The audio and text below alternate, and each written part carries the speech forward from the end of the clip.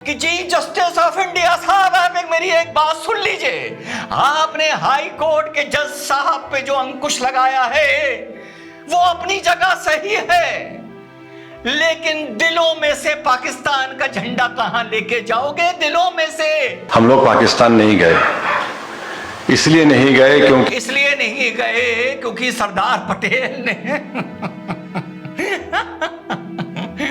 सबके टकने तोड़ दिए थे और बता दिया था बेटा औकात में रहो, वरना पिछवाड़े डंडा डाल के तुम्हारे मुंह से खींच दिया जाएगा। पहले तो 4 सेकंड का गैप आता है, झिंगर बोलने लगे। अच्छा वो गाना सुना आपने, जलेबी बाई?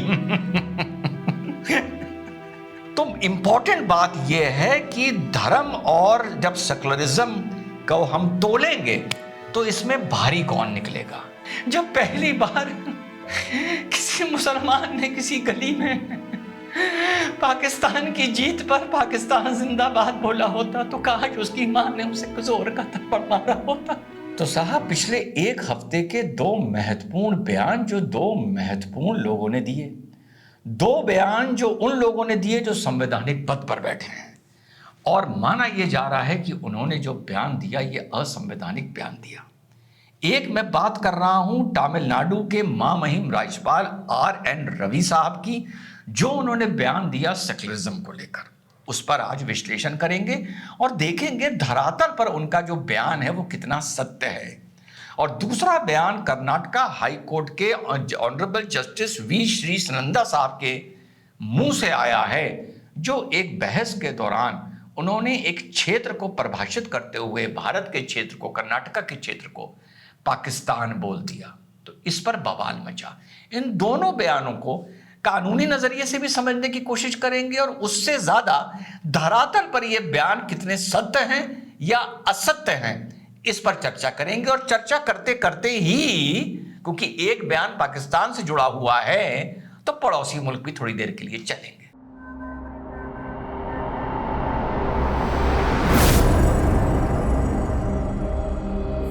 हेलो नमस्कार, सत श्री अकाल, अस्सलाम वालेकुम। कैसे हैं जनाब? तो पहले बयान लेके चलते हैं तमिलनाडु के महामहिम राज्यपाल श्री RN रवि जी का।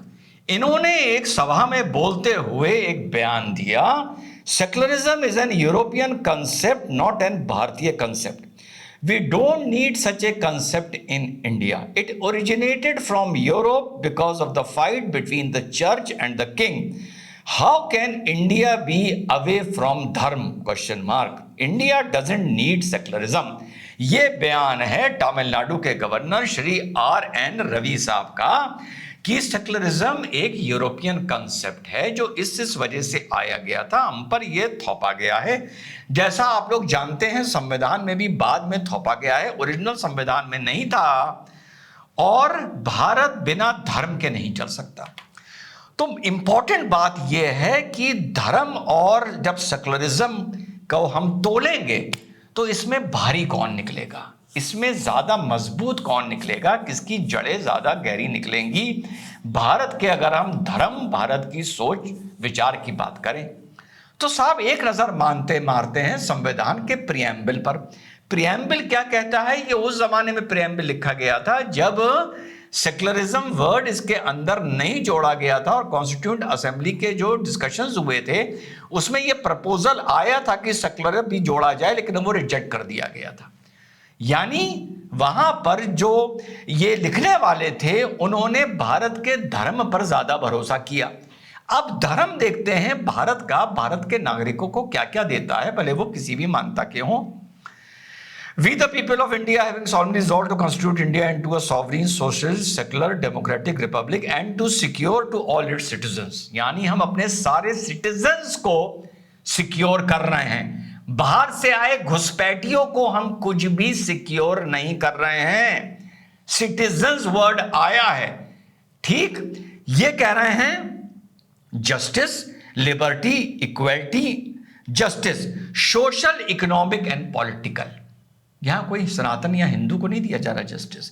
Liberty of thought, expression, belief, faith and worship, यानी आपको आजादी है अपने विचारों की, आपकी अभिव्यक्ति की आजादी है, आपके अकीदे की आजादी है, आप जिस चीज को फॉलो करते हैं उसकी आजादी है, पूजा पाठ नमाज सबकी आपको आजादी है। Equality of status and of opportunity and to promote among them all fraternity, और सबको इक्वलिटी मिलेगी स्टेटस की और अपॉर्चुनिटी की।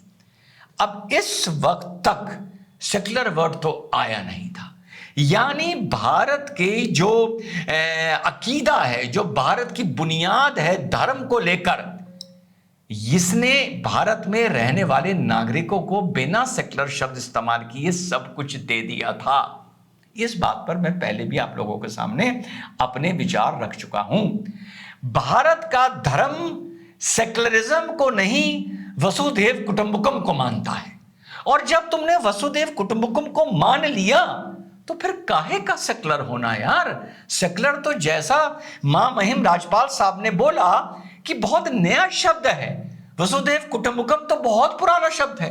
सत्यमेव जयते, कि सत्य की विजय होगी। यहां पर किसी मानता की विजय की बात नहीं करी जा रही है, इसकी बात नहीं कही जा रही है कि किसी विशेष वर्ग की इस देश में विषय होगी। एक जर्नल शब्द सत्यमेव जयते, जब आप सत्यमेव जयते को वसुधैव कुटुंबकम के साथ मिलाते हैं तो ये चीज स्पष्ट हो जाती है कि भारत का धर्म सेक्युलरिज्म शब्द की तुलना में बहुत ऊपर है, या यूं कहें बहुत गहरा है। और एक सवाल भी उठता है, जब मिडिल ईस्ट में इस्लाम फैलना शुरू हुआ, वो एक विवाद की बात है कि पैगाम के नाम पर फैला या सूफी के नाम पर फैला या तलवार के नाम पर फैला, पर एक बात तय है कि तलवार आगे आगे चल रही थी, सिवाय इंडोनेशिया के केस को लेकर। तो भाई जब भारत में वहां से भाग भाग के पारसी आ रहे थे, जब भारत में वहां से भाग भाग के यहूदी आ रहे थे, और भारत का जो धर्म है यहां के नेटिव लोगों को प्रोत्साहित कर रहा था कि उनको यहां पर वेलकम करे और अपनी यहां उन्हें अपने धर्म पर चलने की अनुमति दे, खुलापन दे, और उनके अकीदे और धर्म को लेकर उन पर कोई जोर जबरदस्ती ना करे। तो ये बताओ उस वक्त क्या धर्म था या सेकुलर था, वसुधैव कुटुंबकम था या सेकुलर था? तो राज्यपाल रवि जी ने जो कहा है वो बिल्कुल धरातल पर सटीक बात बोली है, जो बुद्धिजीवी बोल सकता है और सोच सकता है कि भारत को सेकुलरिज्म से ज्यादा धर्म की जरूरत है, जिस धर्म ने भारत को आज तक इतने आक्रमणों के बाद भी सेकुलर रख रखा है। ना वसुधैव कुटुंबकम की विचारधारा, इस धर्म की विचारधारा इस देश में होती, ना आजादी के बाद और खूनी बंटवारे के बाद जो मजहब के आधार पर हुआ, तो ना भारत सेकुलर होता। तो अगर सेकुलरिज्म को कुछ मान भी लिया जाए तो वो एक छोटी सी टहनी है, जिसकी जो जड़ है वो भारत का धर्म है, वसुधैव कुटुंबकम है और सत्यमेव जयते है। तो इसका ये जवाब है मेरी तरफ से। अब बात करते हैं जो कर्नाटका के जस्टिस साहब ने बात बोली। एक बहस चल रही थी, उस बहस के दौरान उन्होंने किसी बेंगलुरु के इलाके का जिक्र करते हुए कहा कि भाई अच्छा वो तो पाकिस्तान है, ये उन्होंने बोला। अब इस पर नौटंकी होनी भी शुरू हो रही है। अब मैं आपको ये नौटंकी के कुछ क्लिप दिखाता हूं, एक्सप्रेशंस देखिएगा, आंखों में नमी देखिएगा, जुबान पर जो जुबान का लड़खड़ानापन है, कंपन है, लहरें जो उठ रही हैं वो देखिएगा। कभी कभी ये भाई आपको तो पता है ना कैसे बोलते हुए नजर आते हैं, हाय हाय हाय।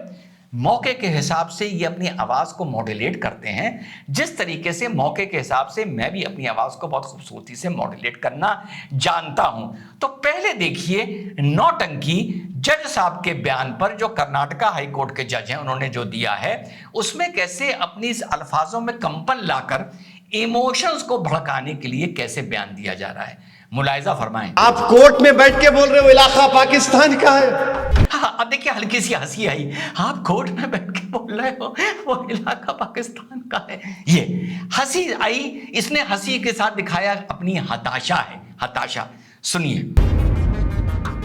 कि हमारे वतन अजीज में मुसलमानों से नफरत के जो मजाहरे हो रहे हैं, हद तो ये हो गई कि बेंगलुरु के हाई कोर्ट में, बेंगलुरु के हाई कोर्ट के लॉर्डशिप जज साहब ने बयान दिया क्या बयान दिया कि बेंगलुरु में एक इलाका है मुसलमानों का, उन्होंने कहा वो पाकिस्तान का इलाका है, जज हाई कोर्ट का जज है।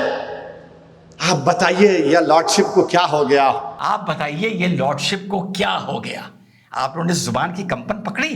अब इसी बात को मैं आगे बढ़ाकर चलता हूं। संवैधानिक नजरिए से ऑनरेबल सुप्रीम कोर्ट ने इसका संज्ञान लिया। जज साहब ने माफी मांगी है। ऑनरेबल सुप्रीम कोर्ट ने सुयो मोटो इस मामले को क्लोज कर दिया है, क्योंकि ऑनरेबल सुप्रीम कोर्ट में कोई शिकायत नहीं गई थी और ऑनरेबल सुप्रीम कोर्ट ने इसका सुयो मोटो संज्ञान लिया था। तो ये हो गई बात, ठीक है, ये भी अपनी जगह ठीक है। बयान हो सकता था, नहीं हो सकता था, बिल्कुल इस पर आर्गुमेंट होना चाहिए।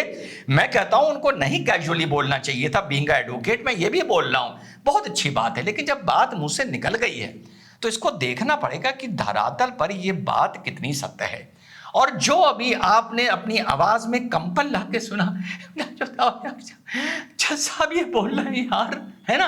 अब इसी को हम लोग आगे लेके चलते हैं, कंपन भी साथ चलेगी और दर्द भी साथ चलेगा। यार हम सोचते हैं हम भारतीय हैं और भारत के दुश्मनों से मोहब्बत रखते हैं।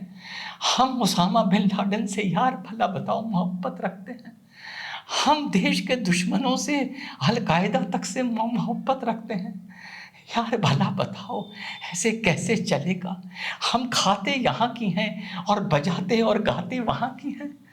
हम खाते यहाँ की हैं और जिताते वहाँ की हैं। यार ऐसे कैसे चलेगा?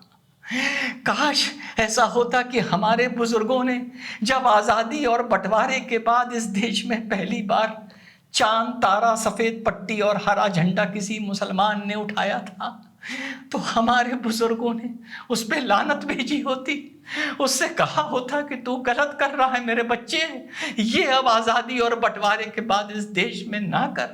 जो बेईमान थे वो चले गए, जो धोखेबाज थे वो चले गए, हम तो इसी वतन के मेरे बच्चे, तू ये ना कर। जब पहली बार किसी मुसलमान ने किसी गली में पाकिस्तान की जीत पर पाकिस्तान जिंदाबाद बोला होता तो काश उसकी मां ने उसे जोर का थप्पड़ मारा होता। पाकिस्तान की पैरवी मत कर, वो हमारा दुश्मन मुल्क है। आवाज अच्छी लगी ना, मॉड्यूलेशन अच्छा था ना। तो तेरे अगर हैदराबाद की गलियों में, तुझे भी पता है तेरी हैदराबाद की गलियों में हिंदुस्तान पाकिस्तान के मैच में किसको जिताया जाता था? पहले जब हम जवान हुआ करते थे और तू भी जवान होगा तो बिना डर के पाकिस्तान को जिताया जाता था। अब डर डर के मनी मन अंदर इलू इलू किया जाता है। तो चीफ जस्टिस ऑफ इंडिया साहब से एक बात कहना चाहूंगा कि आपने जो ये वाला भी आप लोगों को उसका एक रूप दिखा दूं अलग अलग, इस आप सुनिएगा, मुलाहिजा फरमाइए कि चीफ जस्टिस ऑफ इंडिया साहब आप मेरी एक बात सुन लीजिए। आपने हाई कोर्ट के जज साहब पे जो अंकुश लगाया है वो अपनी जगह सही है, लेकिन दिलों में से पाकिस्तान का झंडा कहां लेके जाओगे? दिलों में से पाकिस्तान की मोहब्बत कहां लेके जाओगे? कोई जज बोलेगा तुम उसे चुप करा दोगे, कोई झंडा लगाएगा तुम झंडा उतरवा दोगे, लेकिन दिलों में जो झंडा फहराया और लहराया जा रहा है जज साहब, उसे आप कैसे लहराएंगे? इस तरह भी आप लोगों ने देखा होगा। ये बोलता है। और जब इस आदमी से पाकिस्तान के, वैसे तो ये बड़ा बोलता है, बड़ा ठोक ठोक के बोलता है, एक छोटे से बच्चे ने इसकी कलई खोल दी। छोटे से बच्चे ने इसकी कलई खोल दी। बड़ी तो लंबी लंबी बातें करता है ना, सरकार का भी बड़ा विरोध करता है, हर चीज में विरोध करता है। एक छोटे से बच्चे ने इससे पूछ लिया, आप पाकिस्तानी मुसलमान को भाई समझते हैं या नहीं समझते? पहले तो 4 सेकंड का गैप आता है, झिंगर बोलने लगे। अच्छा वो गाना सुना आपने, जलेबी भाई? जलेबी बनती कभी सुबह सुबह गए हो अपने मोहल्ले में, मार्केट में, गली में कहीं खाने के लिए दूध जलेबी खाई जाती है, देखा होगा जब जलेबी बनती है। वैसे तो ये बड़ी सीधी सीधी लंबी लंबी फेंकता है। आप सुनो, जब इस बच्चे ने एक बड़ा टेक्निकल सवाल पूछ लिया। देखिए, पाकिस्तान जब बना हमारे बुजुर्गों ने उसकी मुखालिफत की थी। ये कब हुआ? अच्छा भैया ये बताओ कि हैदराबाद के लोग कि जब पाकिस्तान बन रहा था और दक्षिण पाकिस्तान की बात हो रही थी वेस्ट और ईस्ट की तरह, तो भैया ये ओवैसी परिवार क्या उस डिमांड के खिलाफ कभी सड़कों पर निकला था? कभी ऐसा किस्सा हुआ था? ये सब मुझे नहीं पड़ा, मैंने हिस्ट्री में नहीं पढ़ा। चलिए मान लेते हैं हम लोग पाकिस्तान नहीं गए, इसलिए नहीं गए क्योंकि सरदार पटेल ने सबके टकने तोड़ दिए थे और बता दिया था बेटा औकात में रहो, वरना पिछवाड़े डंडा डाल के तुम्हारे मुंह से खींच दिया जाएगा। इस मारे नहीं गए। हमारा मानना यह था कि जिस सरजमीन पर हमारे बुजुर्गों ने जहां बानी और जहां फशानी की है, और जिस सरजमीन पर हमारे बुजुर्गों ने अंग्रेज़ों से इस मुल्क को ग़ुलामी की छुड़ाने की लड़ाई लड़ी है, हमने अपने इस मुल्क को माना है। अब जो लोग गए हैं वो गए हैं, जो नहीं गए वो नहीं गए। अब तीसरी बात यह है कि जो रज़ाकार थे वो चले गए, जो वफादार थे रह गए। तो अब उनको भाई मानना नहीं मानना, देखिए हमारा मानना यह है कि भारत के अतराफ़ में जितने ममालिक हैं उन सब से हमारे ताल्लुकात अच्छे होने चाहिए, मगर मुंबई में जो टेररिज्म का एक्ट हुआ उसको कोई टेररिज्म बोलते बोलते जुबान लड़खड़ाइए, पकड़ के चलना, आगे चलो। नहीं कर सकता कि अजमल कसाब ये लोग सब आए, पाकिस्तान से आए। अब 26/11 के अटैक को ये कहां ले जाके जोड़ेगा, ये भी सुनना। तो ये ज़रूरी है कि हम जिस खित्ते में रहते हैं वहाँ पर स्टेबिलिटी हो और सब अच्छा हो। सुन 26/11 को लाके कि हम जिस रीजन में रहते हैं वहां पे स्टेबिलिटी हो, सबके साथ अच्छा हो। ये देखिए साहब, समझ में आया क्या होता है अंदर पाकिस्तान का इलू नजर आ गया ना? तो साहब सीजेआई साहब, आपने जो हाई कोर्ट के जज साहब से माफी दिलवाई, बिल्कुल ठीक है, आपका अधिकार है, वो संवैधानिक पद पे हैं, वहां बैठकर उनको ये नहीं बोलना चाहिए। लेकिन चीफ जस्टिस साहब जो आपने फरमान दिया है, जरा ये भी बता दीजिए, जो दिलों में पाकिस्तान के झंडे लहरा और फहरा रहे हैं, वहां तक आपका कानून कैसे पहुंचेगा और उन देशद्रोहियों को और आप कैसे चिन्हित करके इस देश से देश निकाला देंगे? जरा इस पर भी कोई कानून ले आइए, ताकि इस देश की थोड़ी आबादी, भले वो किसी वर्ग धर्म मजहब की हो, नहीं, अच्छी खासी आबादी इस देश की कम हो जाए, पॉपुलेशन भी कम हो जाए, एक्सचेकर पर लोड भी कम हो जाए, सड़कों पर भी लोड कम हो जाए, खेतों में भी लोड कम हो जाए, इस देश का लोड कम हो जाए। अब कुछ निकल के लोहे का ढक्कन हटा के आएंगे और कहेंगे कि कोई शाल लेके गया, कोई बिरयानी खाने गया, कोई साड़ी लेने गया, तो गया तो गलत गया। जिस तरह हर चीज में उसका विरोध करते हो, इसमें उसका विरोध क्यों नहीं करते हो? इसमें भी विरोध किया करो ना, पर इसमें तुम विरोध नहीं करोगे, क्योंकि तुमको भी पता है कि दिलों में पड़ोसी मुल्क के लिए कितना इलू है। I love you.